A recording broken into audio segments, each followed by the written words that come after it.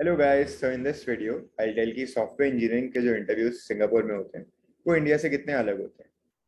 तो अगर हम फ्रेशर लेवल की बात करें तो इंडिया में भी डीएसए पे काफ़ी फोकस होता है, सिंगापुर में भी काफ़ी फोकस होता है। तो डिपेंडिंग ऑन द कंपनी आप एक लीड कोड इजी, मीडियम या फिर हार्ड भी एक्सपेक्ट कर सकते हो किसी भी राउंड में। तो अब इंडिया में सिर्फ फोकस डीएसए पे होता है।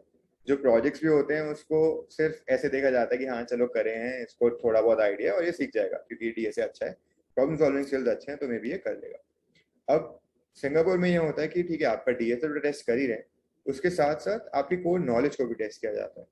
तो अब कोर नॉलेज में आपका ऑपरेटिंग सिस्टम्स, कंप्यूटर नेटवर्क्स और डीबीएमएस आ गया। तो अगर आपने कॉलेज में ये सब्जेक्ट्स लिए हुए हैं तो आई वुड हाईली रेकमेंड कि आप इनके नोट्स बना लो, क्योंकि जब भी कोई इंटरव्यू होगा तो आपके पास एक कंसाइज सोर्स होगा। वरना आपको पूरा गीक्स हो गीक जाके या यूट्यूब की पूरी प्लेलिस्ट देखनी पड़ेगी या किसी बुक को रेफर करना पड़ेगा। और वो इंटरव्यू से पहले बहुत ही टैक्सिंग हो सकता है, आपके ऊपर बहुत स्ट्रेस आ सकता है। तो आई वुडंट रिकमेंड दैट। तो मैंने भी ऐसे ही किया था कि मैंने नोट्स बना लिए थे। तो मैं यूजुअली वॉइस नोट्स बना लेता था कि मैंने एक चैप्टर पढ़ा था और मैंने उसका वॉइस नोट बना लिया कि इसमें ये टॉपिक्स हैं जो इंपॉर्टेंट है। ठीक है। तो आपने नोट्स बना लिए, उसके बाद जब भी इंटरव्यू आ रहा है तो आप उसको रिवाइज करो।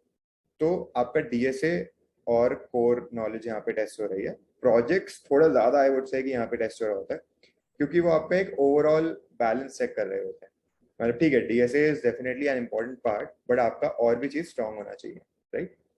तो अब मैं आता हूँ एक से दो ईयर्स ऑफ एक्सपीरियंस का। सो डिपेंडिंग ऑन आप SD1 के लिए अप्लाई कर रहे हो, SD2 के लिए अप्लाई कर रहे हो। सो SD1 लेवल पे आप देखोगे कि it is quite similar to what आप फ्रेशर लेवल पे एक इंटरव्यू फेस कर रहे हो।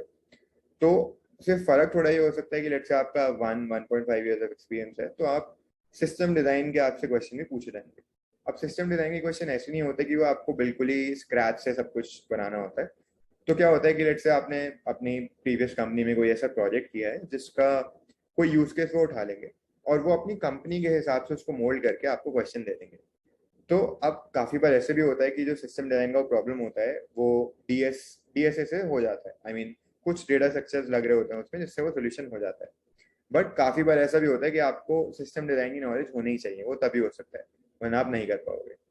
तो इंडिया में भी जैसे अब आप देखोगे तो लो लेवल डिजाइनिंग होती है, हाई लेवल डिजाइनिंग के राउंड होते हैं।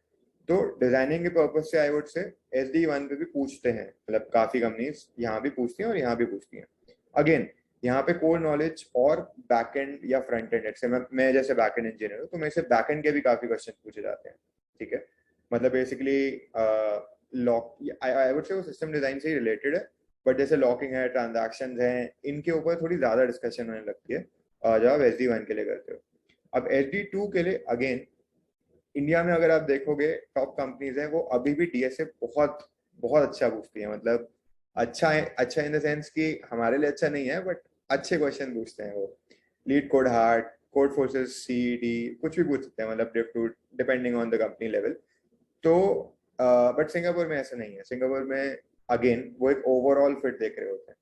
तो आप देखोगे जो लीड कोड के क्वेश्चन होते हैं, सॉरी जो क्वेश्चन उनके डीएसए के इंटरव्यूज में होते हैं, वो जनरली लीड कोड मीडियम, कभी कभी हार्ड, मतलब मीडियम हार्ड, बट उतना ही रहेगा, मतलब उससे ज्यादा वो नहीं जाते। बट वो ज्यादा फोकस उनका फिर कोर नॉलेज, आपके प्रोजेक्ट्स पे आपने कितना किया है, आपको समझ भी है, आपने जो लैंग्वेज पे काम किया आपको उसके इन डेप्थ चीजों के बारे में पता है या नहीं, या फिर आप सिर्फ कोड लिखे जा रहे हो।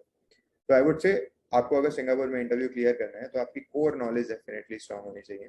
आपने जो प्रोजेक्ट्स करे हैं आपको उसका इन डेप्थ पता होना चाहिए कि क्या कैसे हो रहा है और इसके इम्प्रूवमेंट कैसे हो सकता है। और कितने स्केल पे आपने किया है। तो बेसिकली वो ये भी फोकस कर रहे होते हैं कि आपका पार्ट क्या है।